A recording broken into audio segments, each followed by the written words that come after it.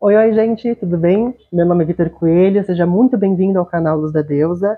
E eu peço desde já para que você se inscreva no canal e já deixa um like, né? Se você não gostar do vídeo, você tira depois. A resenha que eu trouxe para esse mês é de um livro super aclamado, que é o Bruxa Psíquica. Esse livro aqui, ele realmente acho que é um marco, assim, né? Esse livro aqui se difundiu muito, ele ficou muito popular e ele teve reconhecimento por diversas bruxas muito importantes, né, na literatura. E veja, esse livro aqui ele tem uma proposta de fazer o nosso desenvolvimento psíquico. E aqui no nosso português bom, assim, de amigo, né, a gente fala muito das habilidades psíquicas, mas no português, claro, assim, seria quase que mediunidade, né? Porque a capacidade de você sentir energias, de perceber energias, de você conseguir contatar espíritos, se conectar com eles, enfim, capacidades psíquicas é um nome bonitinho para, acho que mediunidade, né, é o mais comum que a gente conhece. Mas, enfim, o livro se propõe a tanto fazer a gente sensibilizar esses nossos canais, né, de percepção, sensibilizar os nossos sentidos, e a parte mais bacana também é que, por ser um livro de bruxaria, ele não se foca apenas na percepção, no aspecto passivo de receber as informações e energias, mas também no aspecto ativo. Como que você pode realizar feitiços, realizar alinhamentos, realizar imposições energéticas a partir dessa sensibilidade, né? Então, ele é muito bacana para quem quer abrir mediunidade, abrir canais de comunicação, e também para quem quer aperfeiçoar os seus feitiços, utilizando de um caminho diferente, no mínimo. Esse livro, ele possui 79 exercícios, ou seja, ele é um livro que não dá para você ler em uma sentada só, quer dizer, até dá para ler, mas não dá para você praticar assim rapidinho, né? 79 exercícios e que em alguns você pode dar uma segurada, dar uma engatada ali, né? Mas esse livro ele é uma proposta de treinamento mágico muito interessante. Tanto que depois até tem uma continuação, um segundo livro com base nesse trabalho aqui. Mas, da maneira como eu gosto de fazer resenha, muitas vezes eu gosto de ler o sumário para vocês. E esse livro aqui, eu acho que uma boa maneira de vocês conhecerem é eu ir comentando em cima dele, né? Então, comece com uma introdução e já vou fazer uma pausa aqui, né? A introdução dele também é ótima, porque nesse momento ele vai falar sobre como que a gente tem uma noção de a pessoa nasceu com o dom, ela nasceu com a mediunidade. Isso, na verdade, é um elitismo, até preguiçoso, como ele coloca, né? A gente pensar que a pessoa já nasce assim, acabou quem não nasceu perdeu na fila.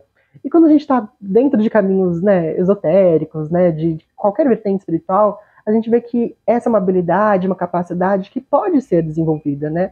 No nosso atual modelo de vida, a gente não valoriza tanto essas capacidades de percepção do espírito, da imaginação e do lúdico, mas são habilidades que podem ser treinadas, desenvolvidas, para que você possa fazer uso delas, né? No capítulo 1, ele vai falar sobre o poder e a visão, realidade e energia, estados de ondas cerebrais. A gente vê que esse trânsito de acesso, a capacidade de ver espíritos, de ver espíritos que eu digo porque é a mais comum, né, ver auras e tudo mais, mas de sentir energia, de sentir outras consciências, ela vem através de um transe. E eu acho bacana a gente utilizar isso, porque eu particularmente tenho uma mega desconfiança com aquela pessoa que fala, nossa, eu tô vendo espírito aqui, como eu tô vendo uma pessoa normal, assim, né? As pessoas que eu conheci mais de perto, que eu pude verificar que tinha uma mediunidade bacana, assim, elas funcionavam muito por esse estado de transe, um estado alterado de consciência, né? Alguma coisa muda ali para que ela consiga ter essa percepção. E nessa parte do livro ele vai falar justamente sobre isso, sobre entrar em alfa, sobre como a gente pode acessar estados de transe, de êxtase, para nesse estado a gente conseguir perceber as coisas, né? Tinha uma professora que eu gosto muito dela e ela falava uma frase ótima para a gente entender, né? Essa questão do transe. Ela dizia que, da mesma maneira como a gente usa um microscópio para enxergar coisas muito pequenininhas, a gente usa o transe para enxergar realidades mais sutis. Nesse capítulo, primeiro, um introdutório também, né, ele vai falar justamente sobre essa questão. Capítulo 2, meditação e relaxamento. Capítulo 3, sintonizando. E aqui ele faz uma prática que eu adoro, uma prática diária minha, que é da árvore cósmica, e a importância dela para a gente evitar burnouts psíquicos, não sei como é que a gente pode dizer isso, mas evitar de exaustão, evitar com excesso de energia, um excesso, uma carga que a gente não consegue processar. Então ele dá um certo protocolo de segurança, né, de higiene psíquica, para a gente trabalhar sabendo aterrar bem nossas energias e ter uma estabilidade no nosso trabalho psíquico. Capítulo 4, percepção extrasensorial, falar sobre clarividência, clareaudiência, clarigustação. Aqui vai falar um pouquinho sobre esses tipos de mediunidade, esses tipos de formas, de portas para a gente receber energia psíquica, e passa também alguns exercícios mais básicos, mais introdutórios, para a gente fomentar algumas delas e perceber no que a gente tem mais facilidade, porque a gente vai utilizar essas que têm mais facilidade no decorrer do livro. Capítulo 5, Purificação e Proteção, como eu falei, ele dá uma ênfase boa, uma base boa sobre proteção e sobre higiene psíquica mesmo, né? Higiene energética, né? E é a base, né? É impossível você abrir canais mediúnicos sem estar bem alinhado, bem organizado energeticamente, porque vai dar caca no final das contas, né? Capítulo 6. Aqui já começa a minha sessão favorita do livro. O capítulo 6, ele vai falar sobre a alma tripla das bruxas. Essa noção de alma tríplice foi muito difundida pela Starhawk, né, A Dança Cósmica das Feiticeiras, mas ele é comum em muitas tradições de bruxaria, em muitos grupos, né, muitos praticantes utilizam desse saber, embora tenha se originado também na Fere, com influência dos povos havaianos, né, mas esse tipo de conhecimento está tão empenhado assim dentro da cultura bruxa, às vezes a gente não tem muito material bacana em português, né, sobre esse conteúdo. E esse daqui, até o momento, pelo menos, eu considero que seja o melhor livro assim que aborda esse tema de maneira mais robusta, de maneira mais intensa, trazendo exercícios, trazendo práticas, para poder compreender e trabalhar com a nossa alma tríplice.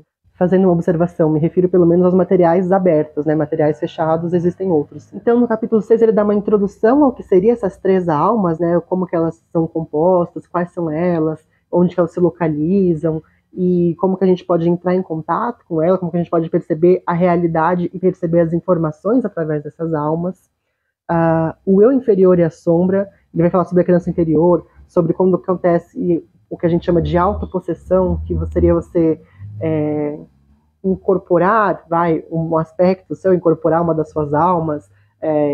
A autopossessão também é muito dita como você incorporar esse seu eu superior, né? Você está tão alinhado que você ancora, você é coroado com tudo certinho ali, tudo organizado, as três almas alinhadinhas e você tudo fluindo. Capítulo 8, o eu superior, a verdadeira vontade. Nossa, esse capítulo também é excelente. Ele vai falar como que tá a relação da nossa verdadeira vontade, desse eu superior, com a noção de sacerdócio dentro da bruxaria, né? A diferença entre verdadeira vontade, desejo.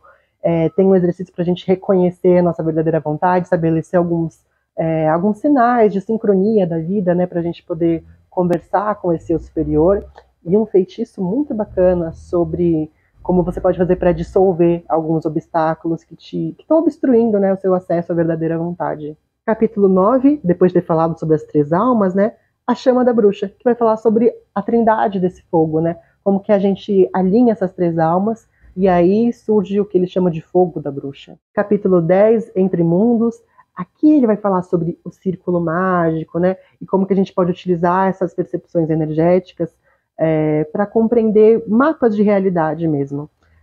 No capítulo 11, que vai falar sobre as forças elementares, vai falar sobre o ciclo falando dos elementos, da quintessência, do pentagrama, bem básico mesmo de construção de círculo, e isso faz mais sentido mesmo quando ele faz no capítulo 10, esse Entre Mundos, falando sobre a interdimensionalidade dos seres, ou seja, falar desde o plano físico até o mundo espiritual, para que depois, no capítulo seguinte, que esse for os elementares, você entender como que esses elementos existem em cada uma das dimensões. Eu achei essa passagem aqui incrível. Capítulo 12, Energia Terrestre, que é um trabalho bastante xamânico. A Terra está viva, sincronizando com a imaginação da Terra, o espírito do local. Bom, vocês viram que antes era um trabalho bastante de alinhamento interior, de descobrimento energético, de limpeza, de purificação, ou seja, trabalho de base mesmo. Desse capítulo 12 para frente, ele vai começar a falar de trabalhos espirituais utilizando essas técnicas, utilizando essas percepções que você desenvolveu no decorrer do livro. Então, no capítulo 13, ele vai falar sobre as energias celestiais. Perceber o Sol, a Lua, Mercúrio, Vênus, Marte, Júpiter, para você conseguir também trabalhar com eles mais para frente. Capítulo 14, Manifestação Multidimensional. Aqui ele vai falar sobre a noção dos caldeirões associados às três almas, como que a gente pode fazer magias multidimensionais. Ou seja, muitas magias que estão ensinadas nesse livro, práticas de feitiço, elas estão relacionadas a essa manifestação psíquica. Não necessariamente você vai utilizar um elemento ou que algum instrumento mágico vai ser o ponto focal do seu feitiço, mas que o cerne dele vai ser o desenvolvimento da sua capacidade de perceber energia e de conseguir deslocá-la. O capítulo 15 é Feitiços Psíquicos e Truques Mágicos. Aqui, como eu disse, ele vai passar várias receitinhas mesmo, para você utilizar essas capacidades psíquicas para realizar feitiços, realizar alguns encantamentos que ele coloca aqui.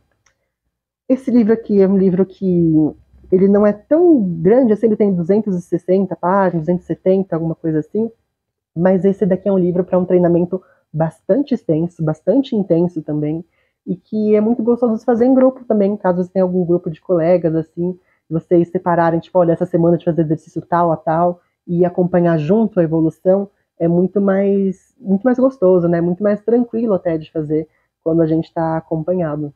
De qualquer maneira, super recomendo esse livro. Eu falei acompanhada, mas não tem, salvo engano, não tem nenhum exercício aqui que necessita ser feito em grupo. Tudo aqui é excelente também para práticas individuais. Tudo bem? Recomendo muito, muito esse livro. Esse aqui é um daqueles 5 estrelas. E se você já tentou realizar, ou se você já realizou alguns exercícios, o treinamento desse livro, deixa aqui nos comentários como foi a sua experiência, que eu vou querer saber também.